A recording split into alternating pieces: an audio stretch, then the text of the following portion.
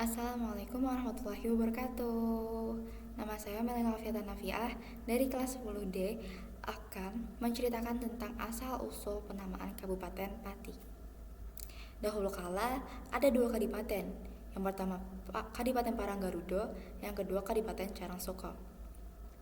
Kedua adipati kadipaten ini ingin menikahkan anak mereka, Jasari, putra Adipati Paranggarudo Yudopati, yang fisiknya cacat dan suka mengumbar nafsunya, tentu saja membuat Dewi Royong Wulan sebagai putri Adipati Carangsoko Puspa Handungjoyo tidak menyetujui pernikahan tersebut.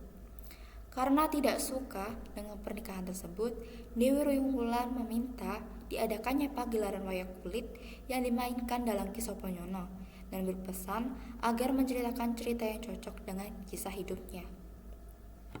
Saat pagelaran berlangsung, tiba-tiba Dewi Royong Wulan berlari dari pelaminan dan menjatuhkan dirinya pada Dalang Suponyono. Sontak, si Dalang yang kebingungan menggunakan kesaktiannya mematikan seluruh lampu di kadipaten, lalu melarikan diri bersama Dewi Royong Wulan dan dua adiknya. Adipati Paranggarudo murka dan memerintahkan patihnya mempersiapkan prajurit untuk mengejar mereka.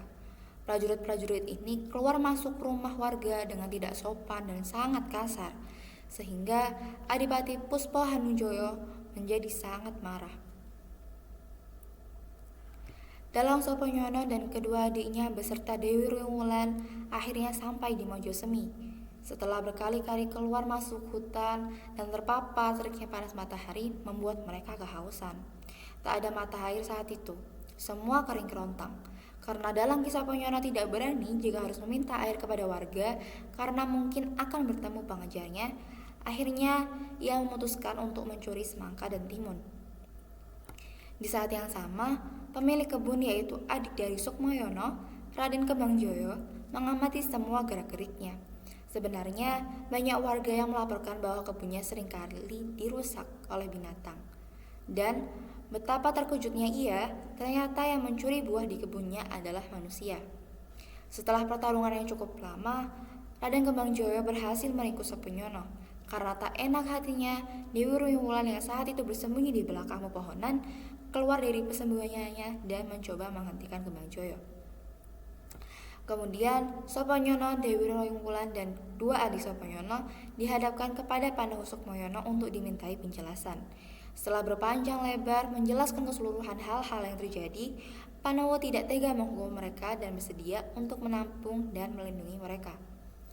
Sementara itu, para prajurit Paranggarudo masih saja melakukan penggeledahan di rumah-rumah penduduk. Sampailah mereka di Mojosemi. Betapa marahnya Adipati Yudopati ketika mendapat laporan bahwa buronan Dalang Soponyono, Dewi Royong Wulan dan bersama kedua adik Soponyono berada di Mojosemi dilindungi oleh Pandawa Sukmoyono.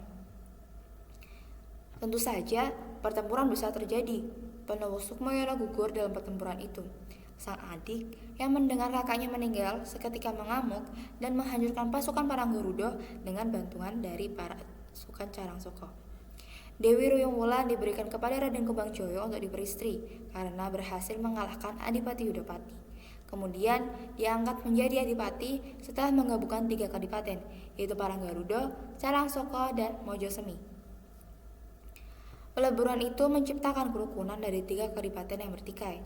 Agar kepemimpinan kadipaten menjadi lebih kuat, Kebangjoyo mengajak Dalang Soponyono untuk memperluas wilayah kekuasaannya dan mencari lokasi yang baik sebagai pusat pemerintahan. Raden Kebangjoyo dan Raden Soponyono menuju hutan Kemiri dan segeralah hutan tersebut dibabat untuk kadipaten. Alas Kemiri dihuni oleh banyak binatang buas, bahkan kerajaan siluman. Kebangjoyo dan Dalang Soponyono melawan kerajaan siluman tersebut dan akhirnya dengan kesaktian Kebangjoyo, pemimpin siluman menyerah. Esok harinya, Kebangjoyo dan Dalang Soponyono beserta prajurit Carangsoko melanjutkan pekerjaannya untuk membuka hutan Kemiri menjadi perkampungan. Saat itu, datanglah seorang anak laki-laki memikul gentong yang berisi air. Kebangjoyo bertanya siapa namanya dan apa yang sedang ia lakukan. Si anak bernama Kisagola berkata bahwa gentong yang dipikulnya berisi dawet dan ia sedang menjualnya. Karena penasaran apa itu dawet, Raden Kebangjoyo meminta untuk dibuatkan dan Saat itu pula, Raden Kembangjoyo merasa terkesan akan minuman dawet yang manis dan segar. Ia bertanya pada Ki Sagola tentang minuman yang baru diminumnya. Ki Sagola menceritakan bahwa minuman ini terbuat dari pate aren yang diberi santan kelapa. Mendengar jawaban itu, Raden Kembangjoyo terinspirasi.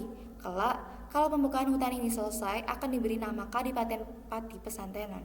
Dalam perkembangannya, Kadipaten Pati Pesantenan menjadi makmur, gemari Palu Jinawi di bawah kepemimpinan Kembangjoyo. Terima kasih.